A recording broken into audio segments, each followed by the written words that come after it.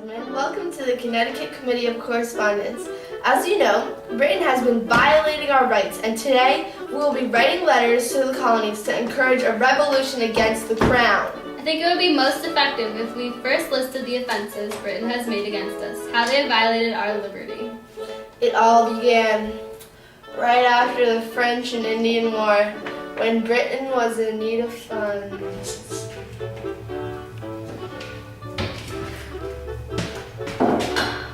Father, there's no sugar in here. Sorry, son, we're refusing to buy anything taxed under the British Crown to help you pay their debt. But why, Father? We're the colony of England. Shouldn't we support them? The costly French and Indian War caused all this debt, and the purpose of fighting was to gain land in the west beyond the Appalachian Mountains. But by the proclamation of 1763, this land was given back to the Indians. I see. It's not fair that the government increased taxes to pay for a war that did not yield the desired result. A major motivation for the revolution.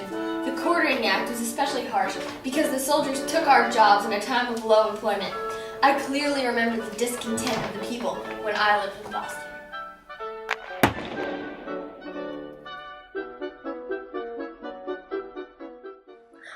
A large group of people gathered around a group of guards in Boston, pestering them and bothering them because of their general disgruntlement with the Crown. Get away! You cannot harass an Englishman like this! I hate you! Get away! Get off the land! Oh! Leave me alone! Leave me! Don't touch me! And 11 were killed or injured. Tea tax was imposed, and the British East India Trading Company sent thousands of pounds of tea over. They became extremely angry.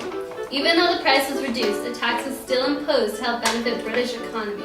Some radical groups went to extremes to make their message known.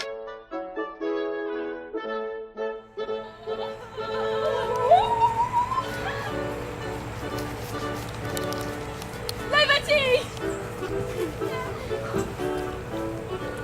Freedom! We can't let Britain rule us! To the Boston Harbor! Liberty! Justice!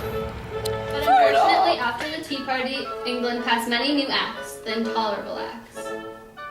Surprisingly, throughout this series of events, colonists had still sided with the English. Several more major events took place until I was fully convinced that it was necessary for rebellion.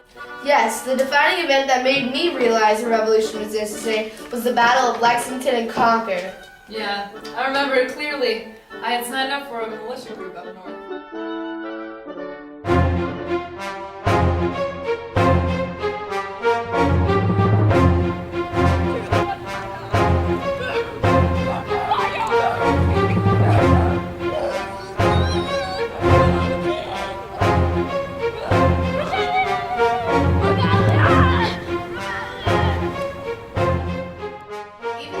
Time of turmoil, the colonists still offered to make peace with Britain. The Olive Branch Petition of July 1775 was rejected by the king, who claimed the colonies were in rebellion, which is ridiculous. Did you hear that knock at the door? Excuse me, gentlemen. Mr. Thomas Paine is calling on you. Come in. Hello, gentlemen. I'm here to talk to you on behalf of the revolution. I've created a pamphlet called The Common Sense. It shows how the revolution is imperative for our nation. We agree. Small islands not capable of protecting themselves are the proper objects for government to take under their care, but there is something absurd in supposing a continent to be perpetually governed by an island.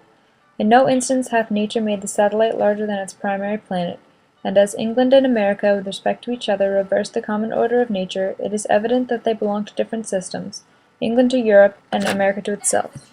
Why should such a small island rule all of us?